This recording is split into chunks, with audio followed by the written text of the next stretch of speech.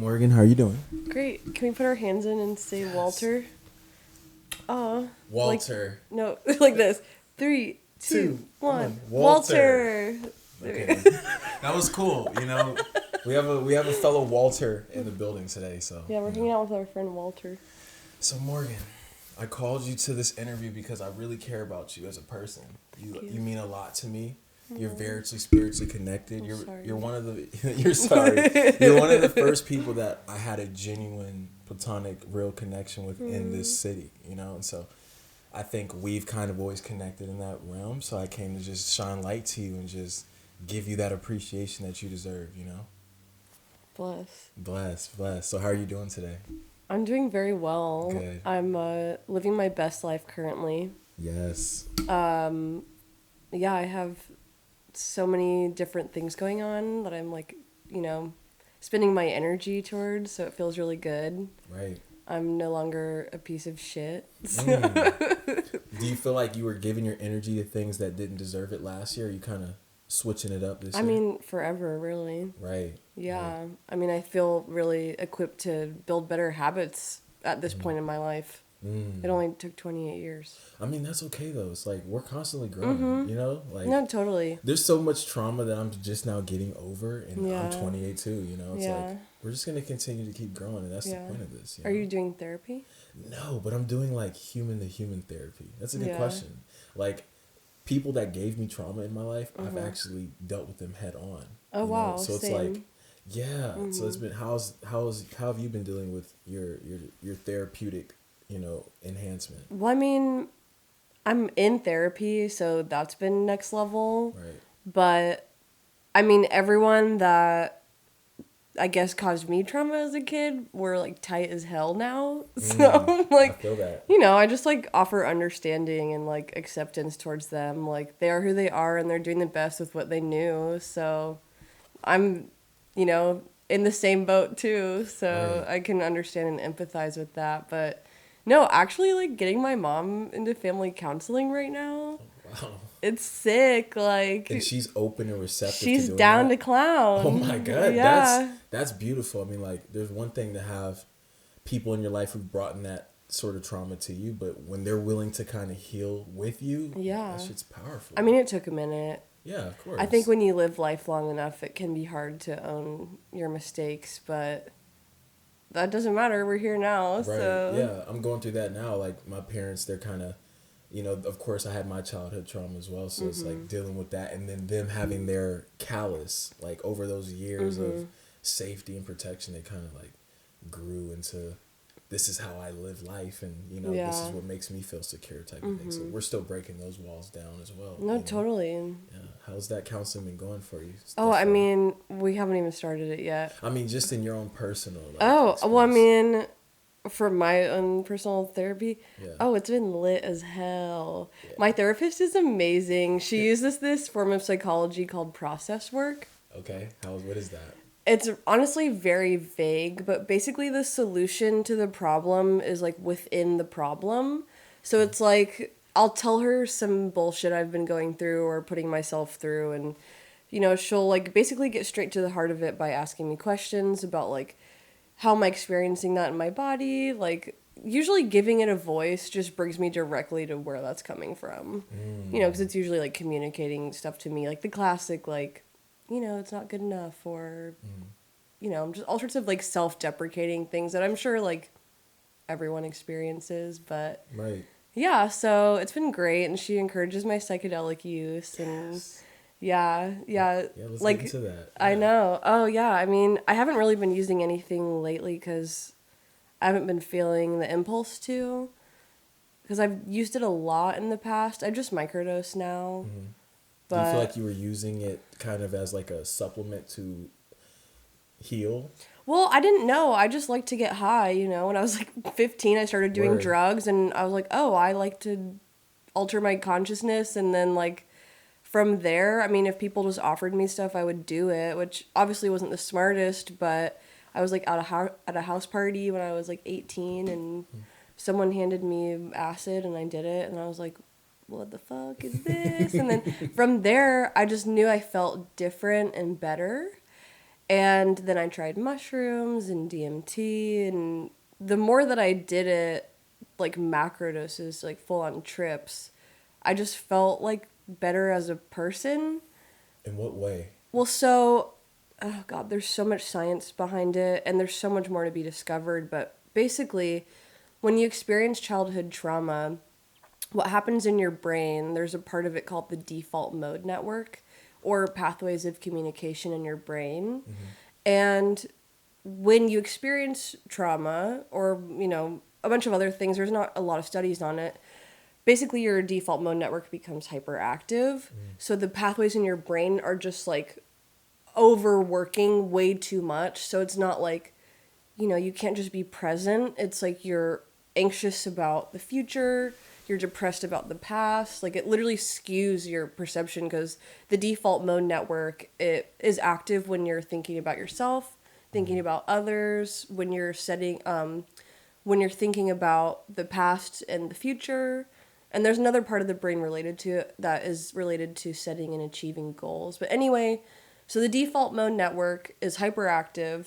And when you take psilocybin and LSD specifically, and I'm sure mescaline and other ones that are serotonin receptor, like agonists, whatever psychedelic is a serotonin agonist will do this too. It resets your default mode network and it brings it down to the regular level. So you're able to be more present. And when you do a macro dose, it results in ego dissolution. And that's the default mode network just being brought back down to normal. Because we develop it when we're 5 or 6 years old. And it's our sense of self, essentially. It's how our brain is communicating with all the different parts of our brain. So it's like, oh, this is me and this is how I'm working. And so, yeah, when you can't help but have ego dissolution when you take a large dose. So explain to me that first ego dissolution that really made an impact to where you wanted to continue to keep doing it. Oh my God. So, okay, it was at this house party. Yeah. And it was super chill. And I was like, whatever, probably drinking hella alcohol and smoking weed. Classic. Right. Yes. And then someone handed me acid and I was like, sure. And I was like pretty miserable at this period in my life. I was like 18. I had like no sense of direction. I thought everything was whack and Same. yeah. Same. yeah. So I ate a hit of acid and then I was like, I don't want to be inside anymore. And I was someone who was constantly inside. So I go outside and I look at a tree and I just was like, oh my God, what the fuck? There's a tree. You're like visualizing the world like in like a real I was just perceiving it way differently than I ever had before. Like your levels of appreciation. Yeah, for something as simple as a tree. And I never felt that towards anything. I mean, I felt like there was really no joy in my life. Like I just wasn't appreciative of anything. Right. And so to just like walk outside and immediately see a tree and be like, okay, life's pretty cool. Right. It was like, that was that moment where I was like, oh, okay, there's something beyond my experience at work here. Yeah. Yeah. And so every time I would, return back to psychedelics because I found a new drug I liked, every time I would just like become a better person. I would like just help my brain in ways that I wasn't doing in my regular life. Right. Yeah. So as you're going through this journey, when did you develop this sense of spiritual guider? Like I feel like a lot of people come to you for your energy because of the positivity that you hold. Like, has that always been a trait that you've always possessed? No way. No, absolutely not. I went to Catholic school for 8 years and I was super scared of the devil and hell. And half of my family's pretty religious, so I grew up with that. And then once I like left 8th grade, I became atheist. Nice. Because I was like, this shit doesn't make sense. Like, like everything that they're telling me, I'm like, I can't understand. So my next logical step was to just totally not believe in anything. And so pretty much through high school up until my junior year when I found the book Siddhartha, about the Buddha, then I was like, oh, and then I discovered meditation, and there's like crystal shops and shit, and so just a teenager just trying to figure out what the hell's going on. So right, we're all searching for a sense of self, a sense of right, purpose, and like totally. this world is so vast. Like, what the heck, like I know. where are the answers? Like, right. It's clearly not what we've been being taught. We can see the flaws in that already. So it's like that's gonna confuse us even more, and it's like we're just searching. So like, do you mix the psychedelics with the Siddhartha techniques? Yeah, well, I mean, I really wasn't able to commit to any sort of spiritual practice. Like, I was still just being ignorant and just like getting high and like doing hood rat shit with my friends. But you were in Florida too, right? Yeah. So that speaks for itself. Right. But I love Florida, though. Shout out to Florida. Me too. Special place in my heart. Right. But no, I mean it has taken me like pretty much until like since I moved to Portland, where I was like, oh, now I'm like experiencing and exploring like a different perception of reality. Like, yeah, I moved out here when I was 22. Yeah, so how did you go from Florida all the way Oregon? to fucking Oregon where there's no sun? Yeah, well, so I was going to live in New York City. My boyfriend at the time, who was from New York, he was living with me in Florida. And he got into an accident and moved back home. And I was just like hopelessly in love with him. So I followed him up there and was like living upstate with him and his mom. And I had some friends who lived in the city and I had some money. So I was like, okay, well, I want to live in the city because I'm making music. I have all these like dreams or whatever. And so I was like looking for an apartment and it was just such a nightmare. And it felt like too much of a struggle. And at this point, I was like feeling like if it's this hard, I don't think it's for me. I haven't even moved there yet. So right. It was like trusting my intuition, on that one. That's what's led us here. Yeah, absolutely. And so, I mean, that's a philosophy that I have for all of my life. I don't necessarily use the words hard work, but I do believe in like focus and determination and practice. Consistency. Yeah, I don't necessarily believe that things have to be hard in order for them to be worth it. I agree. I think that there's way more beauty and ease and more value in ease for me personally. I mean, everyone's different, but that's just how I live my life. So this was when I was a baby developing my own way in the world. And so I just sensed, I was like, yeah, this feels off. And then I was talking to my friend who moved out here, who's from Daytona. And she was like, we have an extra room. And so I was like, okay, fuck it. Because I wanted to break up with my boyfriend. I was like, easy way out. Easy way out. Yeah, I hope he's doing well. But, so I just packed everything up in my one suitcase and then had never been here. And I bought a plane ticket, flew out here, moved into a house literally down the street. And it was crazy. There was like 8 of us jammed into this fucking house. It was like a Reed College house. Nice. So it was a bunch of college kids and then me.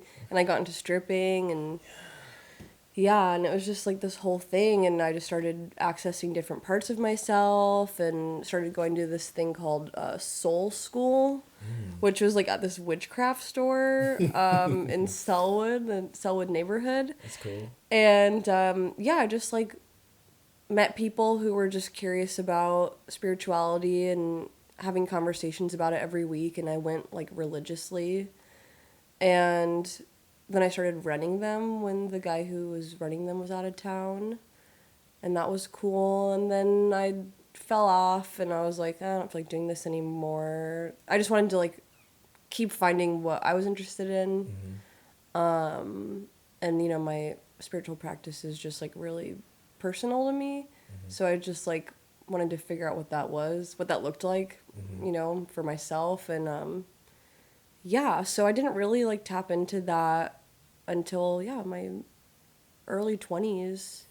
And then now I'm 28 and I feel like, I mean, my whole perspective on it has totally shifted. And I realize that everything I do is like a spiritual act, in my opinion. I agree. As long as I'm present for it, you know? I mean, everything's interconnected. I mean, the universe Yeah. is stars and constellations. It's like one thing moves, that Patterns, everything yeah. changes, you know? And so we're all connected. We're all one piece of this, just as much as the ground is just as important as an eyelash, you know? Yeah. It's like, so yeah, I kind of move with that sense of purpose too. It's like everything you do, just focus on it, Yeah. make it the best that you can do, you know? And lead with your purpose. Mine's is love, you know? And I feel like yours is in that vein. Absolutely. Yeah. Yeah, I mean, I learned a lot this past year. I learned a lot about myself, and I feel the most myself I've ever been. Yeah, I see you taking trips and shit. I know, like you that. inspired me. I bought a Oh. ticket to Puerto Rico because of you. Oh my gosh! Yeah, wow, thank yeah, you. it was great. Yeah. What was hindering you from taking that leap to take those trips? Because you took the leap to come here, but was there still something that kept you grounded and home? Well, so, I mean, I don't really let astrology rule my life, but I think it is a really excellent blueprint to kind of look at in terms of like how you've been and like maybe things that you are working towards. And there's these things in astrology called the nodes. And so you have the north node and the south node.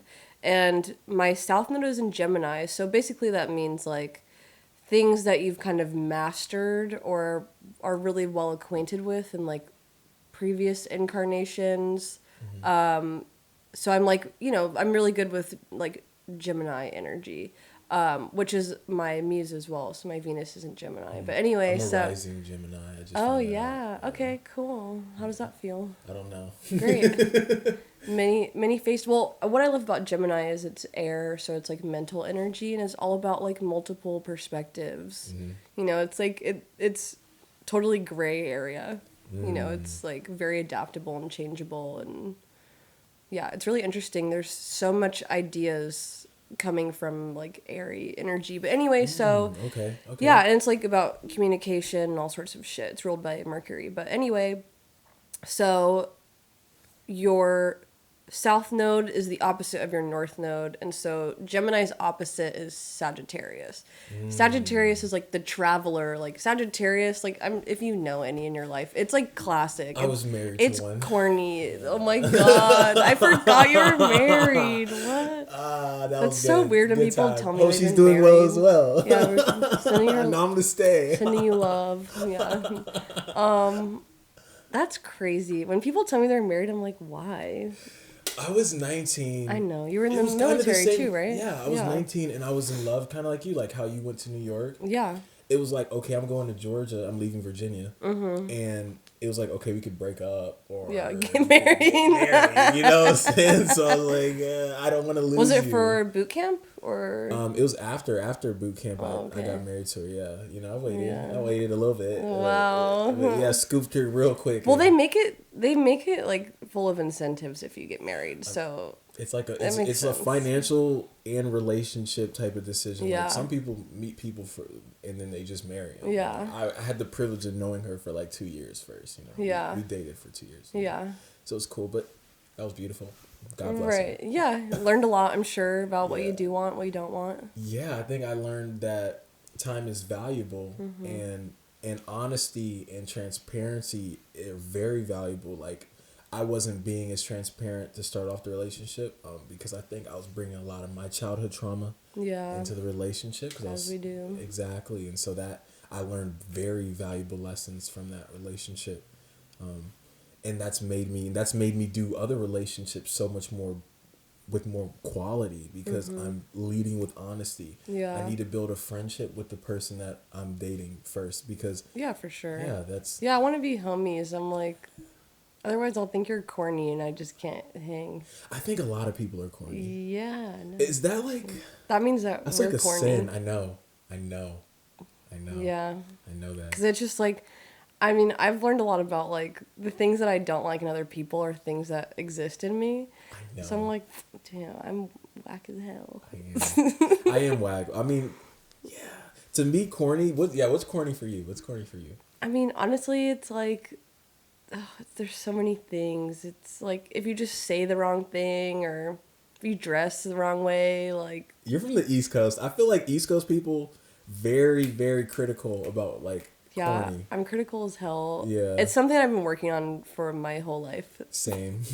But also I'm like, one thing I realized this past year, my therapist is like, you're allowed to not like people. I'm like, oh, okay. Yeah, see, that's my thing. Like, I love everyone. Yeah. But I don't like everyone. Yeah, you know I feel the same that, way. there's a very big difference between that. Yeah, totally. Yeah. Absolutely. Because, like, I think another thing I learned is, like, everyone needs help. I was just having this conversation with someone yesterday. Everyone needs help, and literally everyone. And they're going to take as much as you give them. And so it's just having good discernment with where you spend that. Yeah, good discernment with where you spend that. Because it can be hard, because if you do have love for everyone and, like, I just want to gas everyone up and, like, make people feel good and supported and loved. But then I'm like, okay, how fake am I being? Because I don't actually genuinely, like this person. Like, I don't want to hang out with them all the time and be their best friend, but...